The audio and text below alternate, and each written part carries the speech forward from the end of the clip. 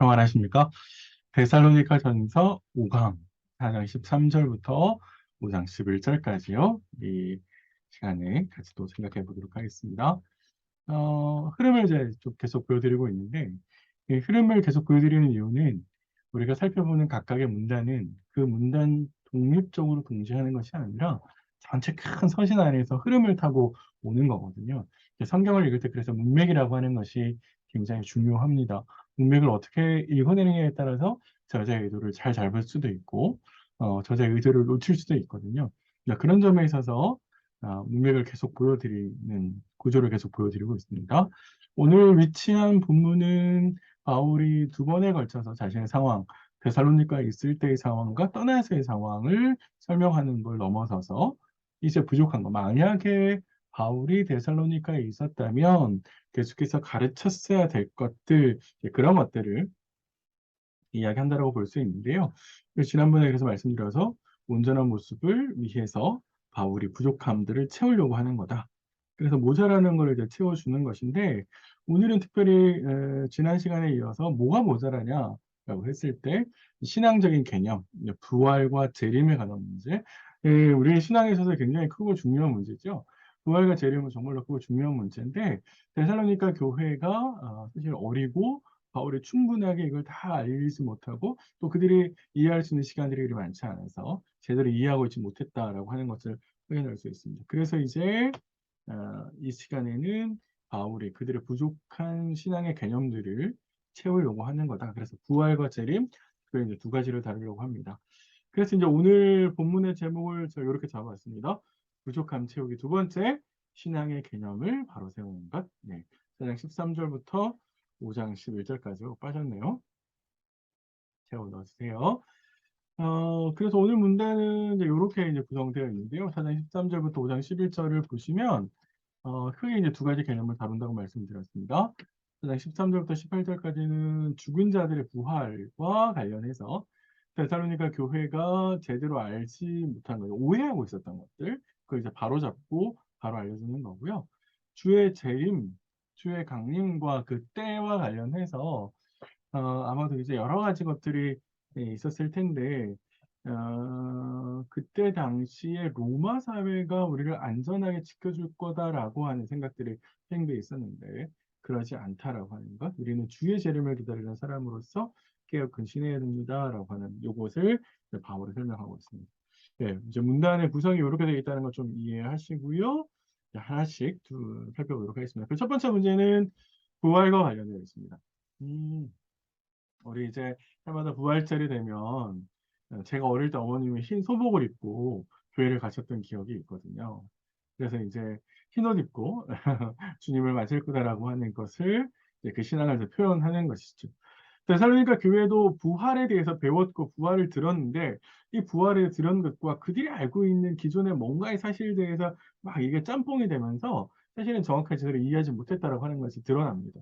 아마도 이제 추측하건대 바울이 떠나고 난 다음에 그들이 아끼고 사랑하는 누군가가 죽은 것 같아요. 어떡하지? 왜 어떡하냐면 데살로니가 교회는 아마도 주님이 재림하시기 전에 누군가가 죽었다면 그 누군가가 죽은 사람은 부활을 하지 못하네. 그러니까 살아있는 사람들만 부활한다라는 생각을 아마도 한 것처럼 보입니다. 이제 바울의 이 말의 뉘앙스를 보면 아마도 이제 이런 식의 생각들을 하는 것 같아요. 그래서 아마 교회가 가지고 있는 이런 오해를 디모데가 들었을 것 같고요. 혹은 디모데에게 물어봤을 것 같고, 우리 안에 이런 일이 있었는데, 이 사람은 부활하지 못할 것 같아요. 이거 어떡하죠? 이런 식의 이야기를 했던 것 같고, 그래서 디모데가 바울에게 이것을 전달하고 바울이 다시금 편지를 통해서 그들의 오해를 바로잡으려고 하는 거다라는 생각을 이해했으면 좋겠습니다. 자, 그런데요. 데살로니가 교회가 오해하고 있는 것처럼 사실 우리도 부활이라고 하는 것에 대한 기본적인 개념을 잘못 약간 오해하실 수도 있습니다. 이 시간에 제가 부활과 관련해서 모든 걸 너무 이렇게 이게 커다란 주제여서 다 말씀을 못 드리고 그 정의만 조금 말씀을 드리면 부활이라고 하는 것은 복음 안에 굉장히 중요한 핵심으로 자리 잡고 있습니다. 고린도전서 15장에 보면 바울이 내가 너에게 전한 복음이라고 말해놓고 난 다음에 15장 이후 그 3절 이후에 부활과 관련해서 계속 설명하거든요. 그 말은 부활이라고 하는 것이 복음 안에 굉장히 중요한 핵심 요소다라고 하는 것을 이제 설명드린 거고요. 두 번째, 이 데살로니가 교회가 이해하고 있는 바, 그리고 바울이 가르쳤을 텐데 어떻게 이해하고 있냐면 주님이 재림하기 전에 죽은 사람은 살아나지 못할 거예요라는 말을 거꾸로 우리 살아있는 사람들이 부활을 하게 돼요. 이렇게 생각했다는 거잖아요. 이해되시나요? 다시요. 데살로니가 교회 사람들은 주님이 오셨을 때 그때 당시 살아있는 사람들만 부활하게 돼요. 이렇게 생각했단 말이에요. 우리가 알고 있는 부활이라고 하는 개념은 죽었다가 다시 살아나는 거잖아요.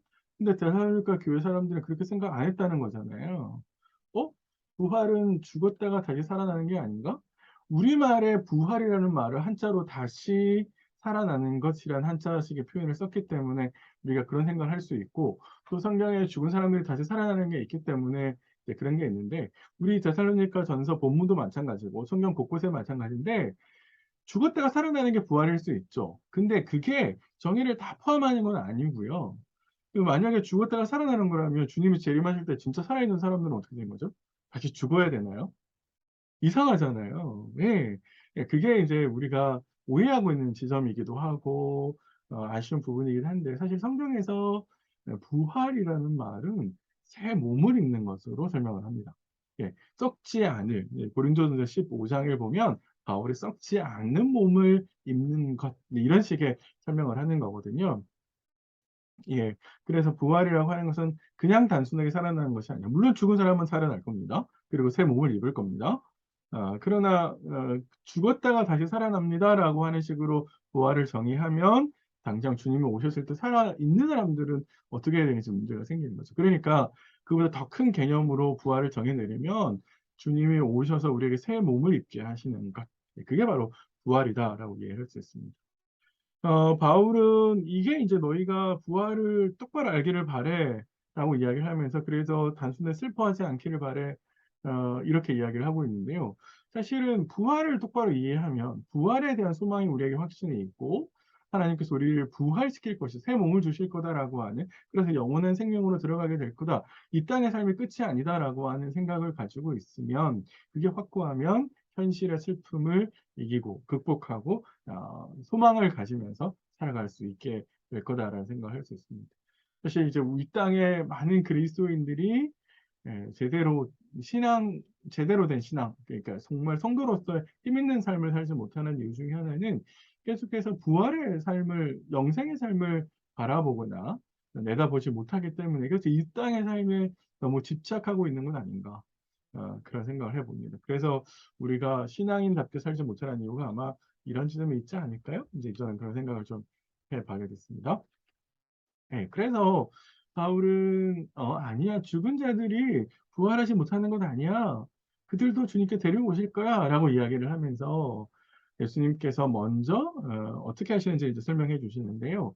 간단하게 바울이 예수가 부활했기 때문에 예수의 부활은 이 땅에 부활이 있다는 것을 보여주고 그리고 예수님의 부활을 통해서 우리도 부활할 겁니다. 그래서 하나님께서 모든 사람들, 특별히 주 안에서 죽은 자들을 데려오실 겁니다. 라고 이야기를 하면서 특별히 죽은 자들이 앞설 거다라는 이야기를 합니다.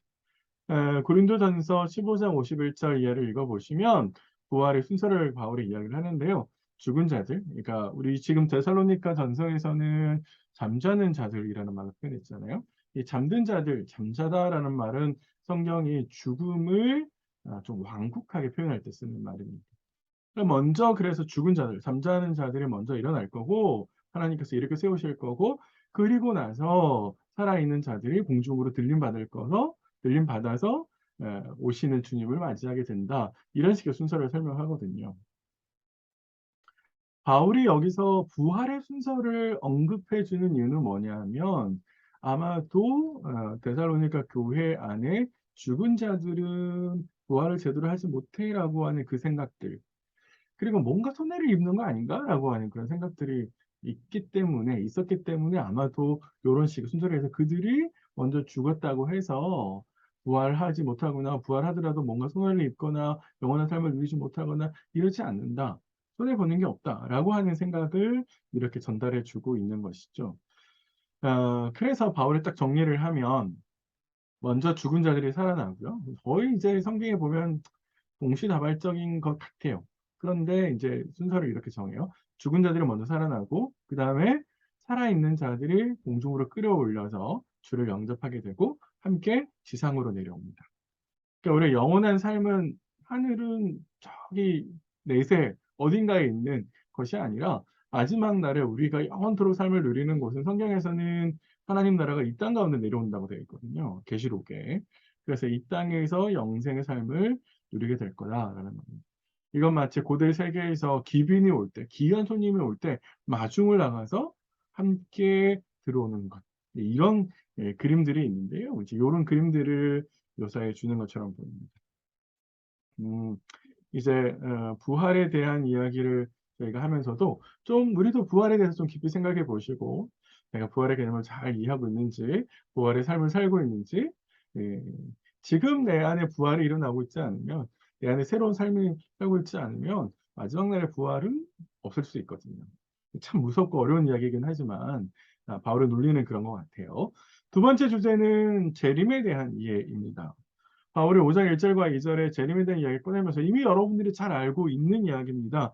그래서 내가 너희에게 쓸 것이 없어요 라고 말할 정도로 이미 잘 알고 있는 겁니다. 그건 뭐예요? 주의 날이 도둑같이 이를 겁니다. 이렇게 이야기하죠. 음. 마태복음 24장 36절에 잘 아시는 것처럼 주님께서 제자들에게 몰라, 아무도 몰라. 내가 언제 다시 올지 아무도 몰라. 그 시기와 때는 누가 정하냐면 하나님이 정해. 그래서 오직 아버지만 아시느니라 라고 이야기를 하는 것이죠. 그래서 아버지가 알고 있기 때문에 사실 우리는 잘 모른단 말이에요. 우리가 모르기 때문에 주님이 언제 오실지 몰라요. 그래서 이걸 바울은 도둑같이, 도둑이 언제 오실지 압니까? 예, 도둑이 예고하고 옵니까? 도둑은 절대로 예고하지 않습니다. 그러니까요. 그런데 바울이 이런 권면들을 하고 있는 이유는 뭐냐면 사실은 주님이 언제 오실지 그 시간을 아는 게 중요한 것이 아니라 주님이 언제 오시더라도 내가 주님의 오심을 준비하고 있는 삶이 되면 되는 거잖아요. 그쵸? 그러면은 주님의 오심은 도둑 같은 날이 되지 않을 거거든요. 근데 왜 바울이 이런 주의 재림을 다시 한번 설명하냐면 당시 사회 분위기 때문에 그렇습니다. 당시 사회가 여러 가지 모로 쾌락을 즐기는 분위기 속에 있고 더 나아가서 이제 어떤 결정적인 어려움이 있냐면 로마 사회가 가지고 있는 기조 때문에 그래요. 오토라 그럴까요? 3절에 바울이 이러잖아요. 그들이 평안하다, 안전하다 할 그때에 이렇게 여기서 말하는 그들은 비신자들이에요. 그래서 3절에 있는 이야기는 비신자들, 어둠에 속한 사람들, 이런 사람들이 당할 운명을 설명해요. 그게 뭐냐면 그들은 우리는 안전해요. 우리는 평안해요. 이렇게 이야기한단 말이에요. 왜 그렇게 평안할 수 있냐면 보세요. 로마의 힘이 우리를 지키고 있잖아요. 그래서 로마가 주는 평안은 우리가 가질 수 있고 로마가 주는 안전을 누릴 수 있어요. 이렇게 생각했던 거거든요. 그런데 하나님 앞에서 하나님이 나중에 우리에게 우리의 삶을 계산하실 때, 주님이 우리의 삶을 계산하실 때, 로마의 삶에 로마의 평화가 로마의 안전을 얼마나 이거를 보시는 게 아니잖아요. 그게 아니거든요. 그러니까 그런 사람들, 이 땅의 권력을 쥐고 그것을 자신의 인생의 발판으로 삼아서 그것에서 안정감을 누리고 그걸 의존하게 살아가는 사람들에게는 멸망이 갑자기 된다는 거예요. 그 비유를 임신한 여인으로 드는데 임신한 여인하고 무슨 상관이 있나요? 예, 임신한 여인의 비유를 드는 초점은 뭐냐면 피할 수 없는 운명이라는 거예요. 임신한 여인은 아이를 이렇게 태어나게 만드는 고통을 겪어야 되잖아요. 산통을 겪어야 되잖아요. 그거는 어쩔 수 없는 거잖아요. 그죠? 그러면 마찬가지로 그렇게 로마의 안전과 로마의 평화를 누리는 사람들에게 멸망은 피할 수 없는 운명이라는 게 정해져 있다는 거예요. 그러니까 독자들에게 무슨 이야기를 하고 싶은 겁니까? 그렇게 따라가면 안 된다고 이야기하는 거죠. 주의 날이 언제 올지 모르니까 우리는 깨어서 근신하는 삶을 살아야 돼. 그러니까 그들처럼 로마가 우리를 지켜줄 거야라고 안심하고 있으면 안 된다고 이야기하는 거예요. 그래서 바울이 4절부터 10절에 하는 이야기는 신자들은 빛의 아들들이라서 어둠의 일에 참여하지 말고 깨어서 근신해야 돼. 이런 이야기를 4절부터 10절까지 하는 거죠. 요 문단은 크게 두 가지예요. 신자들에게 주의 재림을 준비하고 있는 신자들에게는 그 재림의 날을 도둑이 오는 날과 같지 않을 거라는 거예요. 갑작스럽게 임하는 날이 되지 않을 거다라는 거, 미리 준비를 하고 있으니까. 두 번째는 그 미리 준비하는 게 뭐냐라고 했을 때 깨어 근신하는 거다. 그래서 7절부터 10절에는 깨어 근신해야 됩니다라고 하는 이야기를 바울이 하고 있습니다. 두 개의 이야기를 하나 조금만 더 살펴볼까요? 이제 시간적으로 자꾸만 도둑이 밤에 오지라고 하는 이야기는 다 빛, 낮과 밤, 빛과 어둠이라고 하는 고대 세계에서 즐겨 쓰는 이게 용어들이거든요.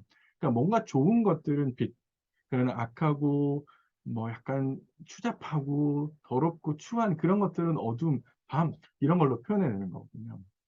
그러면 아까 우리가 설명했던 로마 권력에 자신의 인생을 의지하는 사람들은 어떤 사람들이에요? 밤에 속한 사람들이죠. 그러니까 그 밤에 속한 사람들은 영적으로 어둡다는 거예요. 하지만 말씀드린 대로 성도들은 데살로니가 교회는 빛의 아들이라고 하는 정체성이 있죠. 그러니까 준비가 잘 되어졌기 때문에 주님의 재림이 갑작스럽지 않을 거라는 거예요. 그래서 그게 다 볼 수 있는 낮의 시간이 될 거다 이렇게 이야기하는 거죠. 그러니까 바울의 초점은 뭐예요? 잘 준비하고 있으면 된다는 거예요. 주님이 언제 오시는지 그 시간을 알려고 하는 게 중요한 게 아니라 주님이 언제 오시더라도 그 주님을 영접할 수 있는 준비가 중요하다라는 거죠. 그래서 바울이 결국은 어떤 걸로 나가냐면 신자들은 깨어서 근신해야 돼. 신자의 정체성은 뭐예요? 빛의 아들이죠. 낮에 속한 사람이라는 거예요. 예, 빛의 아들. 빛이 가지고 있는 특성을 보여주는 삶. 사실은 예수님이 나는 빛이라고 이야기하셨고, 그래서 예수님이 보여주신 삶을 재현해내는 사람들이 바로 성도라는 사람들이잖아요. 그래서 성도는 깨어 근신해야 된다라고 바울이 이야기합니다. 깨어 근신하는 건 뭐예요? 잠을 안 자는 건가요? 새벽마다 벌떡벌떡 깨어는 건가요? 예, 사실 이제 제가 잘못 썼습니다. 깨어 근심이 아닙니다. 근신입니다. 예, 오타 났습니다. 근신하는 모습을 이제 7절부터 10절에 설명을 하는데요. 재밌게도 믿음, 사랑, 소망 이렇게 나오죠. 이거 어디서 나왔습니까? 1장 처음에 등장했죠. 바울이 편지를 처음에 쓰면서 감사의 대목에서 감사의 자리에서 여러분들이 맺고 있는 믿음, 소망, 사랑에 대해서 감사합니다. 그러면서 특징적인 말을 딱 붙였잖아요. 믿음의 역사, 사랑의 수고, 소망의 인내 이렇게 연결했는데 여기는 믿음과 사랑의 호심경, 구원의 소망의 투구 이거는 로마 군사들이 이제 전쟁을 앞두고 장착하는 무기들이잖아요. 갑옷의 종류잖아요. 로마 군사의 모습을 묘사해내는 것이죠. 이런 식의 생각을 아마 바울이 좀 하는 것지도 모르겠는데 로마 군사가 가지고 있는 힘, 로마의 어떤 군사적인 힘이 그들을 안전하게 지킨다? 아니. 성도는 그것이 아니라 믿음과 사랑과 소망의 힘으로 싸운다는 거죠. 주님이 우리에게 주시는 힘으로 싸운다는 거거든요. 그게 바로 성도가 가져야 될 영적 전쟁이고요. 에베소서 6장 10절 이하에 비슷한 이야기들을 하고 있습니다. 혹 시간이 나시면 같이 좀 읽어보셨으면 좋겠습니다. 그러니까 좀 쉽게 말씀드리면 성도는 깨어 근신해야 되는데 그 근신하는 건 뭐냐면 일상의 삶에서 믿음과 사랑과 소망의 모습을 보여주는 거죠. 거룩한 삶을 믿음으로 거룩한 삶을 계속 살아가고 사랑으로 다른 사람들을 위해서 수고하고 소망으로 현실이 가지고 있는 어려움을 잘 극복해내고 참아내고 그런 모습들을 계속해서 보여야 된다는 거예요. 다만 그거를 제가 영적 전쟁이라고 말씀드리는 이유는 뭐냐면 사탄은 사탄은 바울이 데살로니가로 가는 걸 막았듯이 사탄은 다시 성도들이 성도다운 삶을 사는 걸 막거든요. 못 살게 하는 거군요. 그런 삶을 그런 거 삶을 사는 것을 되게 싫어하거든요. 그래서 끝없이 욕심을 부리는 사람들을 통해서 유혹할 거고 우리 안에 욕심을 끄집어내려고 할 거고 계속해서 유혹을 던질 거라는 거죠. 그래서 그런 삶, 그런 사탄의 유혹을 이겨내는 것, 그게 바로 전쟁이거든요. 그게 바로 영적 전쟁입니다. 그러니까 그런 면에 있어서 데살로니가 교회가 이런 전쟁의 삶을 영적 전쟁의 삶을 살아야 된다라고 이제 바울이 이야기하는데 우리가 그런 삶을 왜 살아야 될까요? 이제 그 근신해야 되는 이유가 9절과 10절에 이제 나와 있는데요. 하나님이 우리를 구원해 가시기 때문에 그렇습니다. 구원이라는 건 뭐예요? 하나님의 부르심에 맞게 우리의 삶을 가꾸어 나가는 거거든요. 그것이 하나님께서 우리 안에 일어나는 구원의 모습이거든요. 하나님이 우리를 그리스도를 통해서 거룩한 백성으로 만드는 선한 일에 열심을 내는 백성으로 만들어 가시는 거라면 당연하죠. 우리도 깨어서 근신하는 삶을 살아야죠. 하나님이 원하시는 방향으로 가야죠. 그래서 신앙은 제가 여러 번 강조드립니다만 하나님께서 내 안에 하는 일을 따라가는 거예요. 하나님이 내게 거룩한 삶을 원하시고 그런 삶을 만들어 가길 바라시면 우리도 그렇게 살아야죠. 그래서 내 안에 음란과 탐욕을 버리고 내 일상의 삶을 거룩함으로 채워야죠. 정직해야 되는 것이고 다른 사람들에게 선을 베풀고 내 걸 나누어 주는 삶이고 공동체를 위해서 수고하고 헌신하는 삶을 살아야죠. 이게 바로 일상을 거룩함으로 채워가는 거거든요. 그게 바로 우리 안에 필요한 이야기입니다. 네. 바울은 그래서 이런 주의 재림에 관한 이야기를 하면서 서로에게 권면해라. 이거는 다들 힘들고 있으니까 서로가 서로에게 응원하면서 격려하자는 거죠. 네, 얼마나 힘들겠어요. 그러니까 서로가 서로에게 격려하면서 잘해보십시다. 힘내십시다. 예, 우리 조금만 더 근신하십시다. 그래서 그렇게 또 선을 베푸는, 덕을 세우는 그런 모습이 공동체 안에 계속해서 일어나면 그것이 시너지를 일으키고, 그것이 공동체를 세우고, 공동체를 하나로 만들고, 이 어렵고 힘든 상황들을 잘 극복해 갈 수 있게 될 거다. 이렇게 권면하는 것이죠. 예, 그래서 이렇게 오늘 크게 이제 두 가지 내용을 살펴봤는데요. 메시지도 아마 이제 두 가지 정도로 생각할 수 있을 것 같아요. 부활에 대해서 바르게 이해하면 그 부활의 현실을 이겨내는 힘이 될 거다라는 겁니다. 예, 부활이 새 몸을 입고 아무나 부활하는 것이 아니라 지금 내 안에 새로운 삶을 일으키시는 하나님을 따라가는 사람들이 마지막에 부활의 영생을 이겨내는, 얻게 되는 거겠죠. 음, 그런 면에 있어서 내가 부활의 개념을 제대로 이해하고 있는지, 그러니까 이 부활의 개념을 제대로 이해하고 있다, 혹은 이제 부활의 가르침이 내 삶에 영향을 미치고 있다라는 말은 마지막에 내가 영원한 삶을 이 땅이 내가 살아가는 영원한 생명 공동체가 아니라 하나님과 함께 하나님 나라 안에서 어, 영원히 살아갈 것이기 때문에 그 영혼을 바라보면 이 땅의 삶은 나그네와 같은 삶이죠. 뭔가 집착하는 삶이 아니란 말이에요. 그러니까 부활을 바라보고 있는 사람은 이 땅의 삶에서 당연히 집착하지 않겠죠. 어, 가벼운 삶, 나그네와 같은 언제라도 떠날 준비를 하는 삶이 되어야 된다라는 겁니다. 이렇게 이야기하면 집도 사지 말아야 되고 차도 사지 말아야 되고 그런 건가요? 아니요, 그렇지는 않고요. 어, 그것이 인생의 목표가 될 수는 없다는 거예요. 집이 인생의 목표가 되거나 좀 더 좋은 차 타는 게 내 인생의 목표가 될 수 없다는 거예요. 그런 것에 가치를 두고 계속해서 살아가는 것은 아까 우리가 보았듯이 로마에서 로마의 안전 안에 거하려고 하는 사람들과 마찬가지입니다. 네, 그런 점에서 한번 생각해 보시면 좋겠고요. 두 번째는 재림을 기다리면서 내 안에 여전히 해결되지 못하는 어둠, 해결되지 못하는 밤의 일들은 없을까 한번 좀 고민해 보시면 좋겠습니다. 경계해야 될 일들, 해결해야 될 어둠의 일들. 사실 다른 사람들에게 이야기는 어렵겠죠. 내 안에 분명히 내가 알고 있는 것들이 있잖아요. 그런 것들 좀 내어놓으시고, 좀 더 노력해야 될 것. 내가 좀 더 선을 행하면서 내 신앙 안에서 우리 아까 살펴보았는데, 내가 공동체 안에서 뭘 좀 더 해야 되는지, 혹은 내가 좀 더 나눌 수 있는 게 있는지, 그게 시간일 수 있고, 내가 가지고 물질일 수 있고, 내가 지금 재능일 수도 있잖아요. 그런 것들은 뭐가 있을까? 한번 좀 고민해 보시면서 나아가셨으면 좋을 것 같습니다. 예, 오늘 본문 사실 중요한 본문인데요. 부활과 주의 재림에 관해서 굉장히 중요한 본문을 좀 다루었습니다. 잘 이해되셨는지 모르겠고요. 제가 혹시 조금 염려스러운데, 음, 재창조, 부활, 이런 중요한 개념들은, 제가 꼭 한번 말씀을 드리겠습니다. 시간을 내어서요. 좀 정리를 하고 같이 이제 고민해 보시는 시간들이 맞도록 하겠습니다. 고생 많으셨고요. 저는 이제 다음에 데살로니가전서 6강 마지막 전세 마지막 강인데요. 그때 또 뵙겠습니다. 수고하셨습니다.